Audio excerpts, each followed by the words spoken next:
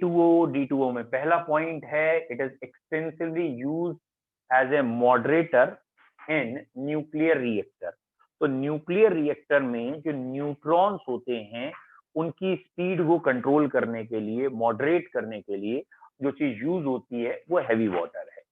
In exchange reaction for the study of mechanism, तो किसी भी रिएक्शन में मैकेनिज्म पढ़ने के लिए भी हम D2O यूज करते हैं। What do you mean by mechanism पढ़ने में D2O यूज करते हैं, इसका क्या सेंस है? एक सिंपल भाषा में अगर मैं आपसे कहूं कि एक बहुत बड़ी भीड़ है, या आपके दोस्त ने आपको कह दिया कि टीवी खोलना आज शाम 7 बजे, हर चैनल में मैं आऊंगा। आपने शाम 7 बजे टीवी खोला, वो कहीं नहीं दिखा। आपने उसे अगले दिन पकड़ा, बोले ऐसा है ना, मजाक नहीं करते। बोले नहीं, मैं कल आया था। तुमने क्या देखा हर चैनल पे?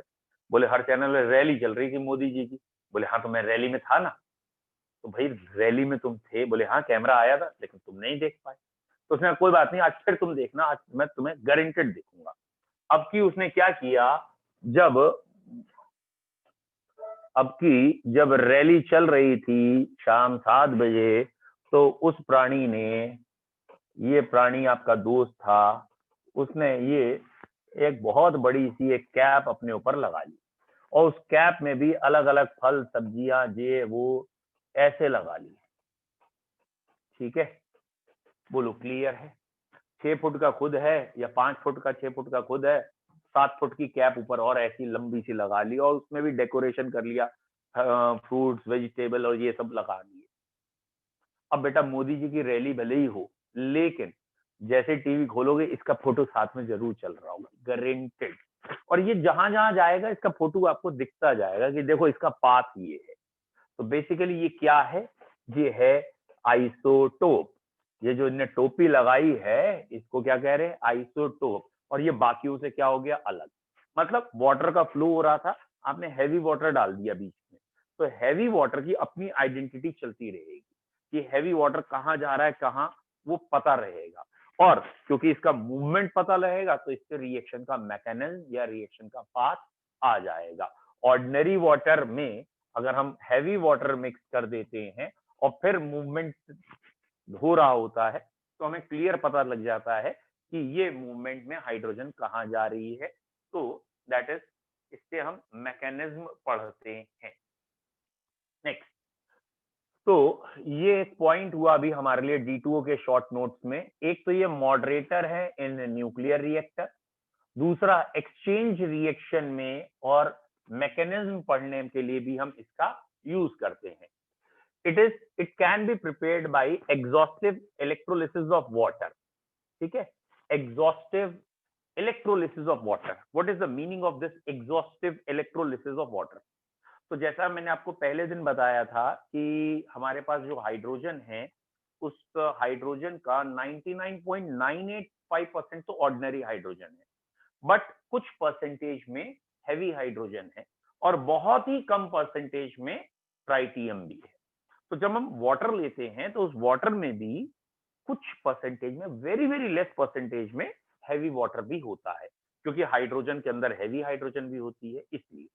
तो ऑलमोस्ट 6000 लीटर, एक एज्यूम कर लो अपने दिमाग में, अगर तुम्हारे घर के ऊपर पानी का टैंक 1000 लीटर का है, तो 6000 लीटर उतने टैंक हो, उतना पानी हो, और उसकी इलेक्ट्रोलिसिस कर दी जाए। ऑब्वियसली एग्जॉस्टिव इलेक्ट्रोलिसिस का मतलब है कि वेरी फास्ट और ऐसा प्रोसेस हो कि जल्दी से जल्दी हटाते जाए। तो वो जो 1 लीटर खाली जो बचेगा लास्ट में, बाकी सब हटने के बाद 1 लीटर हैवी वाटर होगा। दैट मीन्स 6000 लीटर में 1 लीटर हैवी वाटर होता है। और इसे इलेक्ट्रोलिसिस से पता कर सकते हैं, प्रिपेयर कर सकते हैं। It can be prepared by the exhaustive electrolysis of water और as a by product in some fertilizer industries. कुछ फर्टिलाइजर इंडस्ट्रीज भी हैं, उसमें ये बाई प्रोडक्ट के रूप में मिल जाता है। Its physical properties are given in this table. तो बच्चों ये मतलब ऐसा मत करना कि तुम ये लिख के आ जाओ एग्जाम में, its physical properties are given in table 9.3। Examiner ने कुछ भी पूछा, तुमने लिख दिया it is given in the table 9.3। उसने कहा ये क्या है? बोले एनसीईआरटी की लाइन है, देख लो, एनसीईआरटी में लाइन में लिखा है साफ साफ, it is given in the table 9.3, वहीं जाके देखो, हम क्यों बताएं। तो फिजिकल प्रॉपर्टी में जो कायदे की हैं वो आप डायरेक्ट याद रखेंगे। कौन कौन सी कायदे की हैं बेटा? इसका मोलर मास 20 है, ऑर्डिनरी वाटर का 18 है, तो ये भारी है। तो इसका वजन ज्यादा है, तो इसकी बात का भी वजन ज्यादा है, तो अधिकतर चीजें इसकी हैवी होंगी या डिफरेंट होंगी। लेकिन इसकी रिएक्टिविटी या काइनेटिक्स स्लो होगी। क्यों? क्योंकि ये हैवी है तो मूवमेंट इसका स्लो होता है, तो इसकी रिएक्शन स्लो होंगी, ये याद रखना है। जैसे ऑर्डिनरी वाटर का बॉइलिंग पॉइंट 100 है तो ये कुछ ज्यादा होगा, 101 हो जाएगा। उसका फ्रीजिंग पॉइंट 0 है या 273 केल्विन है तो इसका 274 होगा, 275, मतलब 1-2 डिग्री इसका हर चीज वाटर से ज्यादा ही है, एक्सेप्ट इसकी स्पीड कम है और इसका डाइलेक्ट्रिक कांस्टेंट वाटर से कम है। मतलब ये एक बहुत अच्छा सॉल्वेंट नहीं है, वाटर के मुकाबले अच्छा सॉल्वेंट नहीं है। और इसका यूज कर लेते हैं in preparation of deuterium compound. ये 3 रिएक्शन है जो आपको अच्छी तरीके से वाटर वाली याद होंगी। शायद आपको याद हो CaC2 में अगर वाटर डालते हैं तो एसिटिलीन यानी CH triple bond CH plus CaOH whole twice मिलता है।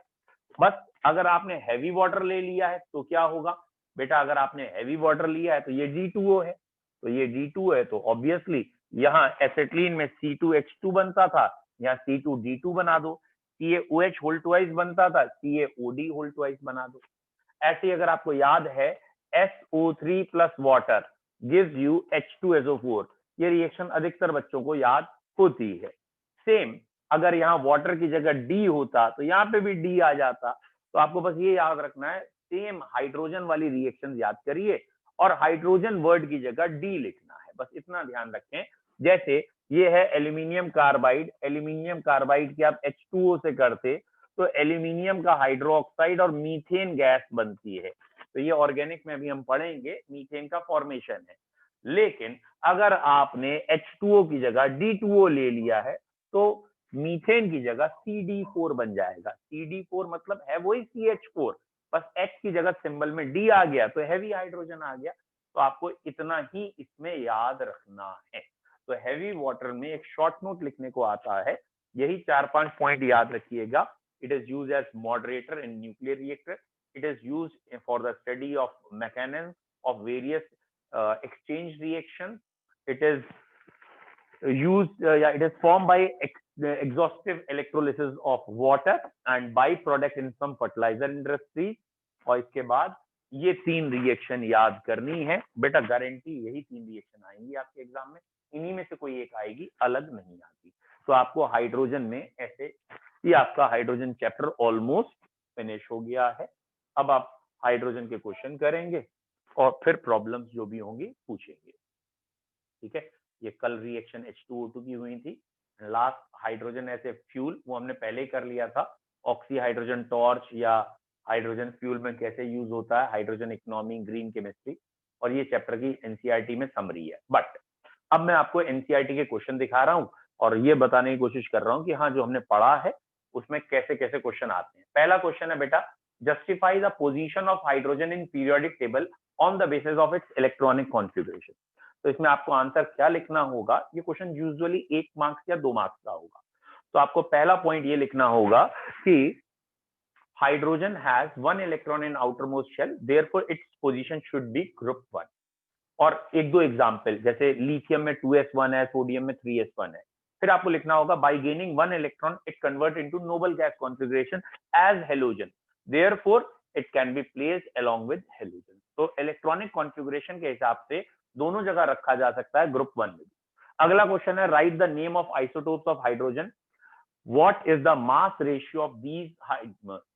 ठीक है बेटा, CaC2 अभी बता रहा हूं बेटा संजना, CaC2 कहलाता है कैल्शियम कार्बाइड, ठीक है। और ये पीरियोडिक टेबल में भी मैंने आपको पढ़ाया है, सॉरी केमिकल बॉन्डिंग में पढ़ाया है। इसमें between 2 carbon 1 sigma 2 pi bond होते हैं, ये एल्काइंस का डेरिवेटिव है और हाइड्रोकार्बन चैप्टर में फिर पढ़ाऊंगा। चलिए लौट के आइए, what are the right the names of the isotope. तो तीनों आइसोटोप आपको याद है, प्रोटियम, ड्यूटेरियम, ट्राइटियम। अच्छा, इसके बाद है what is the mass ratio. तो ऑब्वियसली मास का रेशियो बताना है। प्रोटियम का मास 1 है, ड्यूटेरियम का 2 है, ट्राइटियम का 3 है, 1:2:3 आएगा। Why does hydrogen occur in diatomic form rather than monoatomic form under normal condition? तो इसका आंसर कहेंगे, hydrogen has 1 unpaired electron in s subshell, एक अनपेयर इलेक्ट्रॉन है s सबशेल में, and due to very high ionization energy it can not donate और lose the electron. Ionization ज्यादा है, lose नहीं करता है। It shares, forms covalent bond, forms H2 to achieve duplet as helium.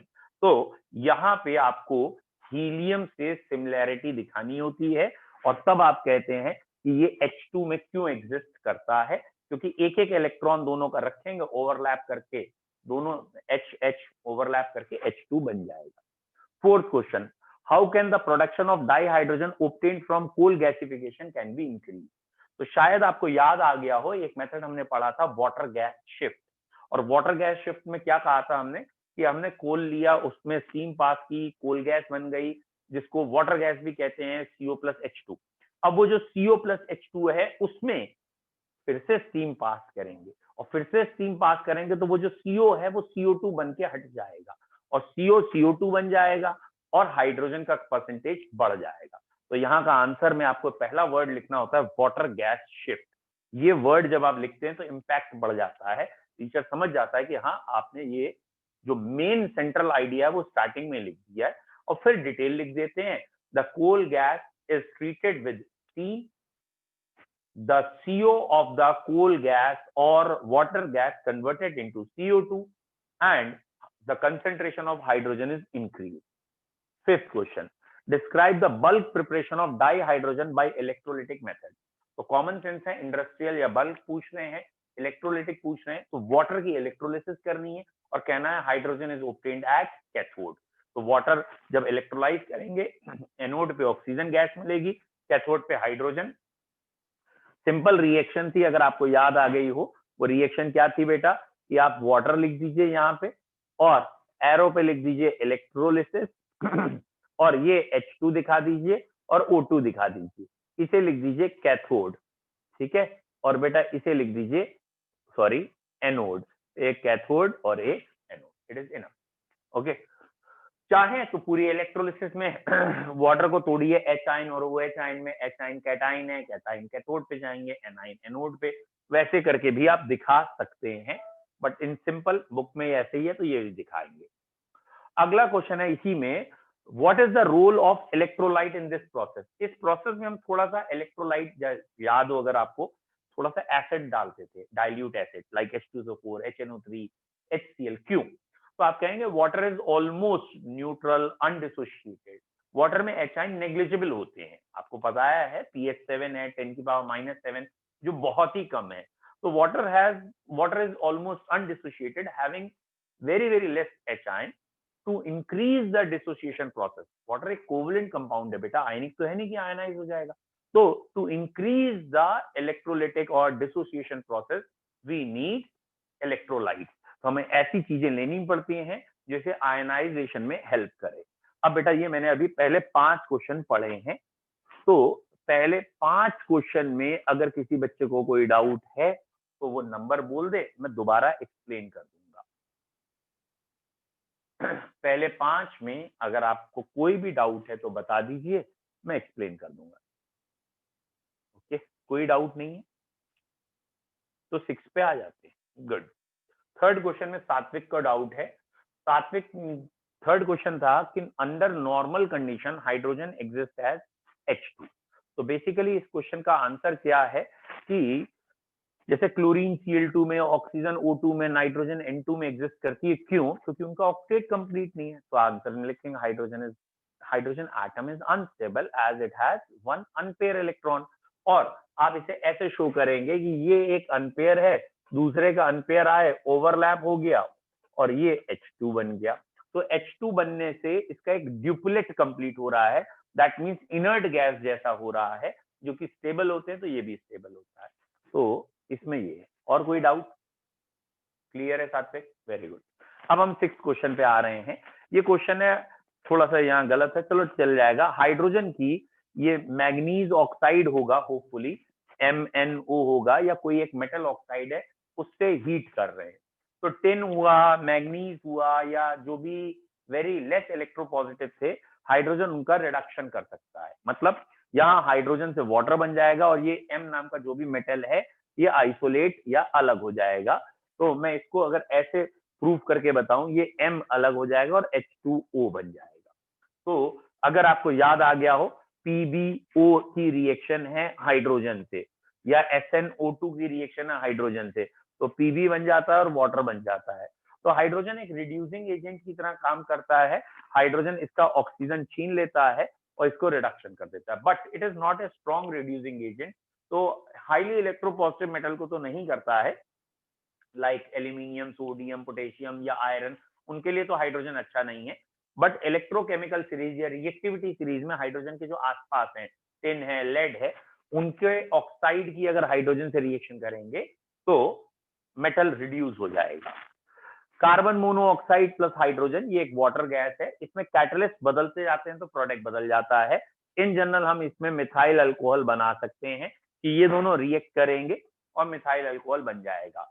और obviously अगर इसमें कैटलिस्ट चेंज करके निकल ले लेते हैं तो मीथेन भी बन जाता है, ठीक है।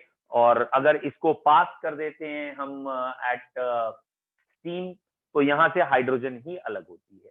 तो यहाँ कार्बन मोनोऑक्साइड और हाइड्रोजन के मिक्सचर को सिन गैस कहते थे, synthesis gas, because it is use in the synthesis of various compound. Catalyst बदलते ही आंसर बदल जाता है। बोलो बच्चों, ये दोनों रिएक्शन क्लियर हैं? नेक्स्ट, ये रिएक्शन थोड़ी आसान हो गई हमारे लिए कि ये हाइड्रोकार्बन है और हाइड्रोकार्बन पे स्टीम पास कर रहे हैं। आई होप सो सभी बच्चों को याद आ गया हो। It is coal gasification type की रिएक्शन है। यहाँ कार्बन और आपको क्या बनाना है, सॉरी CO और H2 बनाना है और बैलेंस कर देना है। यहाँ पे 8 हाइड्रोजन है और 6 ये भी है ना, कितने यही तो है, 8 से 14, 7 लिख देना। और हाइड्रोजन कार्बन कितने, 3 यहाँ है, 3 है, 3 ऑक्सीजन है, ये तो आप इसे बैलेंस कर देंगे और CO और H2 का मिक्सचर बनाएंगे। जिंक की NaOH से वेरी इंपॉर्टेंट रिएक्शन, और ये था Na2ZnO2 बनता है, सोडियम जिंकेट, और हाइड्रोजन अलग होता है।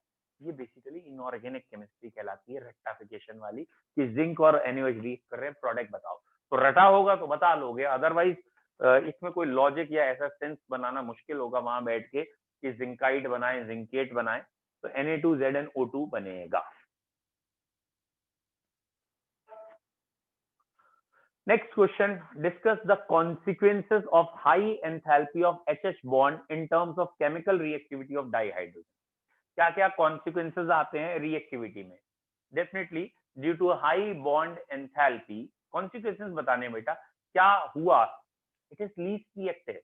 It do not form number of compounds, मतलब ये do not easily react with other compounds. जैसे कि एयर में ऑक्सीजन भी है और हाइड्रोजन भी है, लेकिन एयर में बारिश नहीं हो रही बार बार, ऐसा नहीं है, दोनों रिएक्ट कर रहे हैं और बारिश हो जा रही है।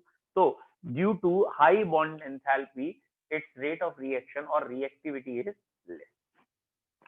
What do you understand by electron deficient, electron precise and electron rich hydride, ठीक है, of provide justification with suitable example. तो आपको याद होगा ग्रुप मतलब कोवलेंट हाइड्राइड जो हमने पढ़े थे वो 3 तरह के पढ़े थे पी ब्लॉक में। ग्रुप 14 का जो कोवलेंट हाइड्राइड था, जैसे CH4, SiH4, इसमें ऑक्टेट कंप्लीट था, no extra electron, no deficiency. तो सुटेबल इलेक्ट्रॉन जिसमें थे दे आर इलेक्ट्रॉन प्रिसाइज। जहां ऑक्टेट कंप्लीट होने के बावजूद लोन पेयर्स भी थे, ग्रुप 15 का हाइड्राइड, 16 का, 17 का, like ammonia, water, HF, HCl, जहां लोन पेयर थे दे आर इलेक्ट्रॉन रिच, जिनके पास भी लोन पेयर है। और ग्रुप 13 के हाइड्राइड लाइक AlCl3 या sorry AlH3, BH3, they are electron deficient hydride. तो ये हाइड्राइड का क्वेश्चन हो गया, आपको एग्जाम्पल देना है और डेफिनेशन लिखनी है। Next, what are the characteristics you expect from electron deficient hydride with respect to its structure and chemical reactions? तो बच्चों with respect to structure की अगर हम बात करेंगे तो आप कहेंगे जैसे ये बोरॉन का हाइड्राइड है, 3H है, तो एक तो इसकी हाइब्रिडाइजेशन sp2 होगी और शेप प्लेन ट्राइंगुलर या ट्राइगोनल प्लेनर होगी, क्योंकि सिग्मा बॉन्ड 3 है। तो स्ट्रक्चर के लिए तो आप BH3 के लिए ऐसे कह सकते हैं, या BH3 का स्ट्रक्चर हम आगे एक बारी और पढ़ेंगे पी ब्लॉक में, इट एग्जिस्ट एज B2H6, और B2H6 का स्ट्रक्चर होता है बनाना बॉन्ड के साथ। ये टीचर्स का बहुत फेवरेट है, ठीक है, मैं आपको इसको बताऊंगा जरूर, एक बारी आगे भी बताऊंगा, एक बारी अभी बता देता हूं।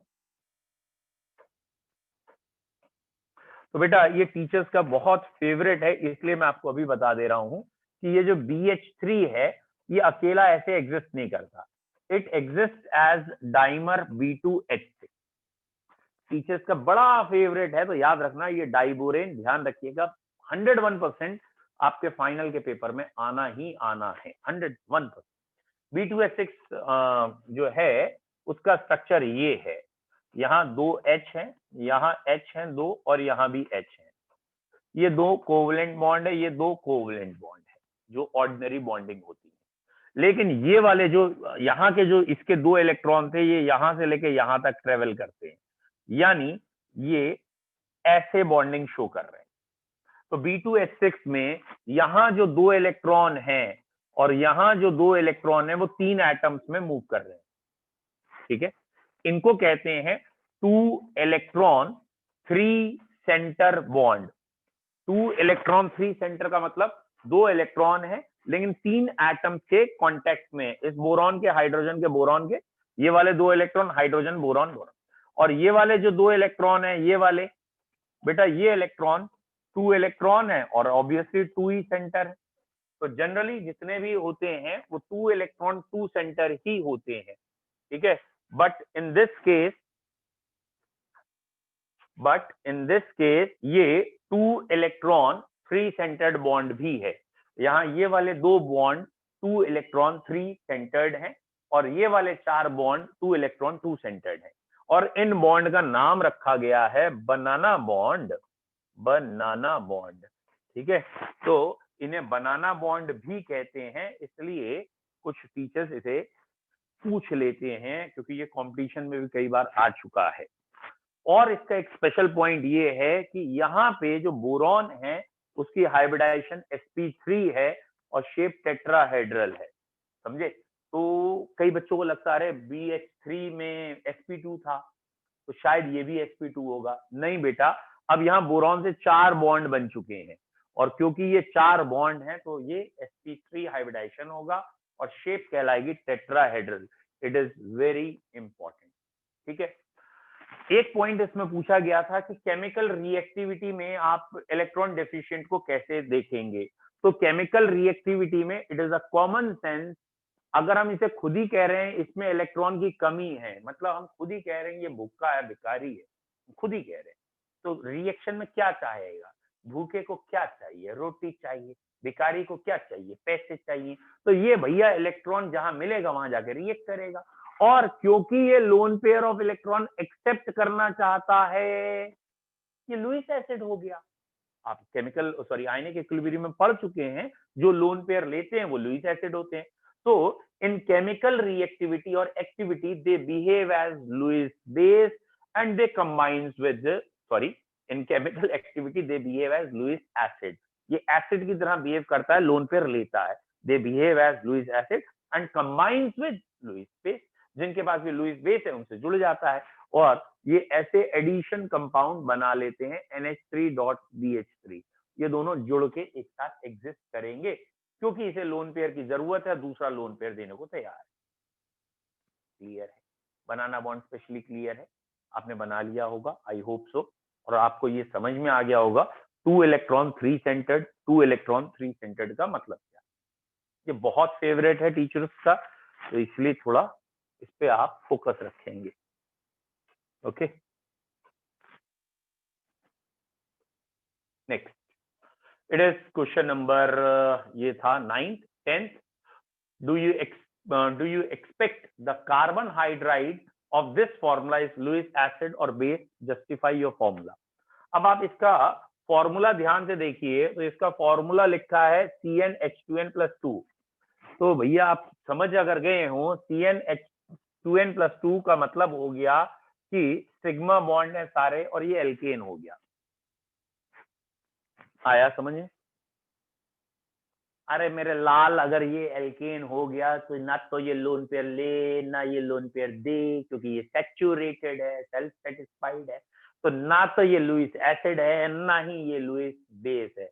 Very good answer, it is neither Lewis acid nor Lewis base. तो जब ये टीचर आपसे अगर पूछेगा do you expect the carbon hydride of this formula is Lewis acid और Lewis base, justify your answer. तो आप कहेंगे ना मुन्ना ना, ना ना ना ना तो एसिड है, नहीं बेस है, ठीक है। और अगर तुमने टीचर को कह दिया ना मुन्ना ना, तो बाकी की जिम्मेदारी मेरी नहीं है, मुन्ने की है। तो ये हो गया बेटा 10th तक क्वेश्चन। तो बताओ बच्चों, पहले से लेके 10वें तक कोई दिक्कत? 5 to 10 में अगर कोई दिक्कत है तो नंबर बताओ, और नहीं दिक्कत है 1 टाइप करके आगे बढ़ जाओ। फिलहाल 3 बच्चों ने लिख लिया है, निखिल, सात्विक एंड दिस, संजना, वेदई क्लियर है, चारों पांचों को क्लियर है। निशिका ने कुछ लिखा है, पता नहीं क्या लिखा। निशिका बेटा आप बताओ क्या लिखा आपने, मुझे समझ नहीं आया। 7th में दिक्कत है, ओके। 7th को एक बार फिर देख लेते हैं। यहाँ क्वेश्चन है discuss the consequences of high enthalpy of this. तो इनका ये कहना है कि हम ये तो जानते हैं कि एंथैल्पी ज्यादा होती है, हम खुद एक्सपेक्ट कर रहे हैं कि बॉन्ड एंथैल्पी ज्यादा है। अब बोले इससे हुआ क्या, बॉन्ड एंथैल्पी ज्यादा होने से फर्क क्या आया, इसके कॉन्सिक्वेंसेस क्या है? तो हम कहेंगे क्योंकि एंथैल्पी ज्यादा है तो इसकी रिएक्टिविटी या कंपाउंड फॉर्मेशन की टेंडेंसी, 12th में एक वर्ड पढ़ेंगे एक्टिवेशन एनर्जी, मतलब दूसरे से जब ये रिएक्ट करने जाता है तो एक एनर्जी देनी पड़ती है, तब कहीं जाके ये एक्टिवेट होता है। तो हम कहेंगे इसकी एक्टिवेशन एनर्जी बहुत ज्यादा है, या इसकी दूसरे से रिएक्ट करने की टेंडेंसी बहुत कम हो गई। तो हाइड्रोजन डायरेक्टली दूसरे से जब रिएक्ट करता है तो एक हाई टेम्परेचर चाहिए, हाई एनर्जी पे रिएक्शन होती है। जैसे हाइड्रोजन और ऑक्सीजन की रिएक्शन करके वाटर बनाना है, भाई आप रेगिस्तान में फंस गए, आपके पास हाइड्रोजन है ऑक्सीजन है, आपने कहा पानी तो हम खुद ही बना लेंगे, तो भैया ऐसा नहीं होगा कि इधर से फू हाइड्रोजन फू ऑक्सीजन मिल गया वाटर बन गया, ऐसा नहीं होगा। तो इसमें हाइड्रोजन को ब्रेक करने के लिए बहुत हाई एनर्जी चाहिए। क्यों हाई एनर्जी चाहिए? क्योंकि यहाँ की बॉन्ड एंथैल्पी हाई है। तो कॉन्सिक्वेंसेस का बेसिकली मतलब होता है भैया क्या फर्क पड़ रहा है, क्यों फर्क पड़ रहा है, ये फर्क पड़ रहा है। आई होप सो क्लियर है बेटा आपको आंसर। जल्दी बताओ क्लियर है, नहीं क्लियर है तो मैं आपको इसको दिखा भी सकते हैं क्योंकि एनसीईआरटी में शो है। नहीं क्लियर है, सात्विक बेटा क्या चाह रहा है, क्यों नहीं क्लियर है तुझे,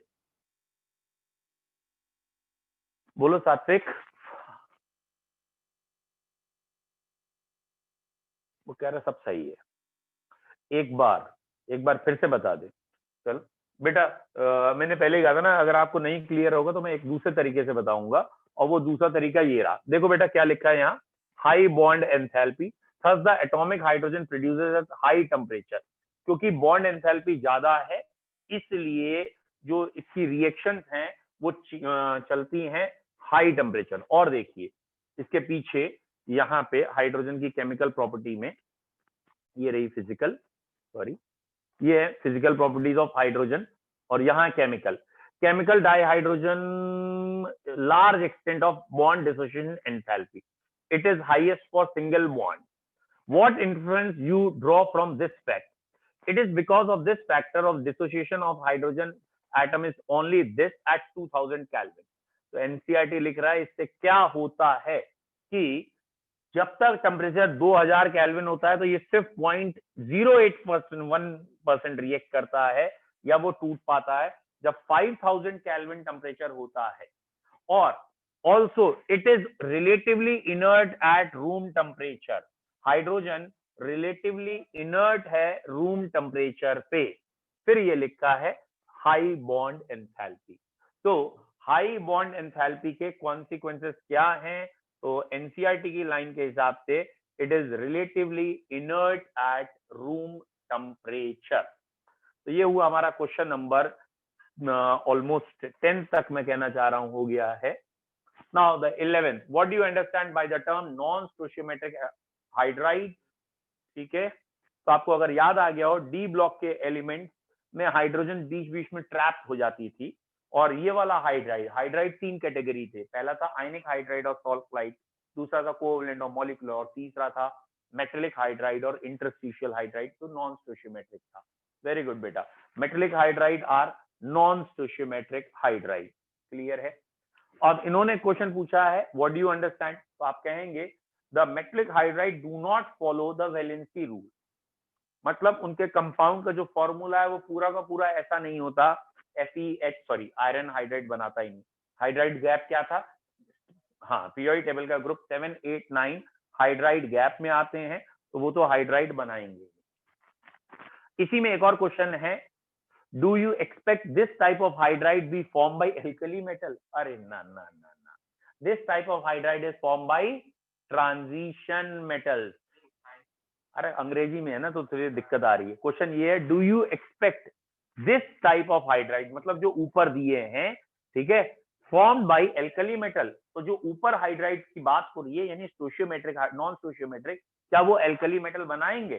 तो आपका आंसर होगा no, alkali metal do not form non stoichiometric hydride, they form ionic hydride. Alkali metal तो आयनिक बनाते हैं, नॉन स्टोशियोमेट्रिक नहीं बनाते। बाकी सारा अंग्रेजी है, कोई दिक्कत थोड़ी। अगला क्वेश्चन बेटा, question number 12, how do you expect the metallic hydride to be useful for hydrogen storage? Example, explain, sorry.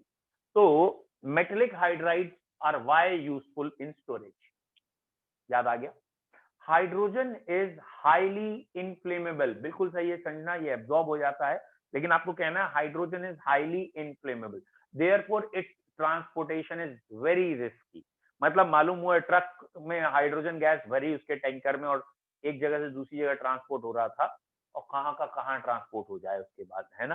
तो इसीलिए वो ट्रांसपोर्टेशन कायदे से हो जाए, तो एक्सप्लोसिव नेचर ना आए, दैट इज, इसके लिए हम इसको ट्रांसपोर्ट करते हैं या एब्जॉर्ब करा के करते हैं, या कहीं स्टोर करते हैं तो भी हम एब्जॉर्ब करा के कर लेते हैं। तो वो आंसर आपको लिखना है। 13 क्वेश्चन है, how does the atomic hydrogen और oxy hydrogen torch function for cutting and welding purpose? Explain. तो इसमें आपको ये लिखना है कि the oxyhydrogen torch works, or the flame produces at a temperature of nearly 4000 3000 Kelvin। 4000 kelvin temperature होता है जब ये दोनों रिएक्ट कर रहे होते हैं, हाइड्रोजन एंड ऑक्सीजन, जिसे ऑक्सी हाइड्रोजन टॉर्च कहते हैं। And at this temperature almost all the metals, ठीक है, can be easily molten state or they get infused state, therefore welding and cutting can be done। तो आपको ये याद रखना है, एट हाई टेम्परेचर है। 14, among ammonia water HF which has high magnitude of hydrogen bonding and why? Hydrogen bonding depend करता है electronegativity में। वेरी गुड बेटा, HF की हाईएस्ट है क्योंकि फ्लोरीन इज मोस्ट इलेक्ट्रोनेगेटिव, उससे कम है वाटर की, और सबसे कम है दैट इज अमोनिया की। बिल्कुल सही है, HF हाईएस्ट है, और रीजन है कि electronegativity of fluorine is highest. Very good. 15, saline hydride are known to react violently producing fire। CO2 is a well known fire extinguisher, can be used in this case or not। ठीक है, तो point है कि जो सेलाइन hydride है, जैसे group 1 के hydrides हैं, तो वो इजिली दे कैचेस फायर। ठीक है, तो यहाँ क्वेश्चन है कि जो सेलाइन हाइड्राइड है NaH, ये वाटर से जब रिएक्ट करते हैं तो NaH plus water giving you NaOH plus hydrogen gas, और वो हाइड्रोजन एक्सप्लोसिव है। तो क्या CO2 इस जगह यूज कर सकते हैं इस फायर को एक्सटिंग्विश करने के लिए? आंसर है no, because hydrogen gas is even lighter than CO2, और वो CO2 को एस्केप कर जाए। अच्छा, CO2 करता क्या है? CO2 क्या करता है कि फायर एक्सटिंग्विश हो जाती है, रुक जाती है?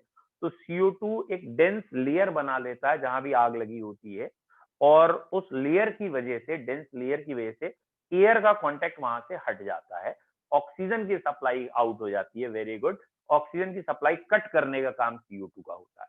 और hydrogen is even lighter than CO2, वो तो बाहर आ जाएगी। कंबशन हाइड्रोजन कर रहा है इस समय, मेटल थोड़ी कर रहा है। तो मेटल तो वाटर से रिएक्ट कर रहा है और हाइड्रोजन गैस निकल रही है, तो हाइड्रोजन CO2 से लाइटर होने की वजह से फिर भी इस क्वेश्चन का एक बारी और थोड़ा सा अच्छा आंसर देते हैं। बच्चों 15 क्वेश्चन तक मैंने आपको डिस्कस कर दिया है, और क्वेश्चन के नंबर हैं 25, नहीं यार, अरे भाई साहब ये तो 36 है, 36। तो 15 तक तो हमने यहाँ चिल्ला चिल्ला के कहानी कर ली है। अब मैं चाहूंगा कि आगे के 25 पूरे आप खुद डिस्कस करेंगे, मतलब देखेंगे, और कल मतलब नेक्स्ट वर्किंग डे मंडे को हम डिस्कस कर लेंगे अगर कोई डाउट है। और अगला चैप्टर अब आपका जो शुरू होगा, ऑब्वियसली एनसीईआरटी के अकॉर्डिंग ही चल रहे हैं, तो next chapter is S block. Okay. Okay, तो हम अगले चैप्टर एस ब्लॉक में आ जाएंगे, क्योंकि मैक्सिमम स्कूल्स में एग्जाम्स की डेट्स आ गई हैं और ऑब्वियसली उसकी वजह से जब भी एग्जाम्स की डेट होती है तो एक्स्ट्रा बैचेस और एक्स्ट्रा टाइमिंग दिए जाते हैं, पिछला रिवाइज कराया जाता है जिससे आपका रिजल्ट अच्छा हो। तो जिन जिन बच्चों को एक्स्ट्रा पढ़ना है शुरू से रिवीजन में या कुछ कुछ चैप्टर का रिवीजन करना है, तो एस ब्लॉक को हम थोड़ा सा फास्ट लेके एस ब्लॉक खत्म करके एक रिवीजन बैच स्टार्ट कर लेंगे, एक टाइम पे रिवीजन स्टार्ट कर देंगे, ठीक है। कि सर स्टार्टिंग आप 12 से 1 क्या करा रहे हैं? 12 से 1 नहीं, 12 से 1 तो मेरा दूसरा बैच होता है, दैट इज वो आप लोगों का नहीं है, दूसरा बैच है मेरा 12 से 1। बताओ सर वो आप रिवीजन टॉपिक कर रहा बोलो, हूँ। आप टॉपिक बोलो। Sir redox. ठीक है, मैं रेडॉक्स का टाइम लगा देता हूँ। कल आप किस समय आ सकते हैं बताइए। सर 2 बजे आ जाए।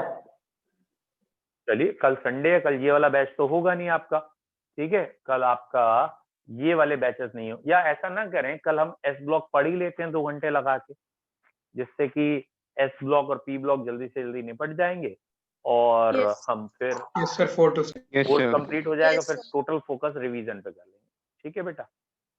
ओके सर टाइमिंग अच्छा क्या बच्चों, होगी? अभी हम डिस्कस कर रहे हैं टाइमिंग, ऑब्वियसली ऐसे रखेंगे जो हमारा यूजुअल टाइमिंग है वो डिस्टर्ब ना हो, दैट इज 10 से 12 रख लें morning. Okay yes sir. Sir online. Online ही होगा बेटा अभी तो, ठीक है, यस क्योंकि ऑनलाइन तो मैं 10 से 11:30 ऐसे रखूंगा, 1 से 1.5 घंटे का ही, ज्यादा नहीं रखेंगे, ये ऐसा भी नहीं कि बहुत तेजी से कराए। अच्छा बच्चों, कॉमन सेंस की बात है, कोर्स भी आपका फिनिश हो गया है ऑलमोस्ट।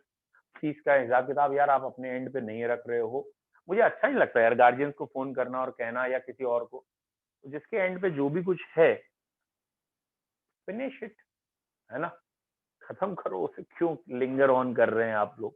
तो प्लीज अपने गार्जियंस को आप ही लोग कहिए, क्योंकि मैम जब तक थी तो वो कॉल कर लेती थी, और मैं अगर किसी गार्जियन को कॉल करता हूँ फिर डिस्कशंस होते हैं, अरे अभी कौन सा खत्म हो गया है, अभी तो फरवरी बचा है, अभी तो फिर अच्छा नहीं लगता। हम डिस्कशन करके ये कहें कि वही यहाँ पे एक चार्ट बना के लगाएंगे, मैं कौन सा भाग जाऊंगा उधार, ये वेरी, स्टडी और बिजनेस थोड़ा अलग होता है, तो kindly focus on that also. Thank you sir. Thank you thank sir. You sir.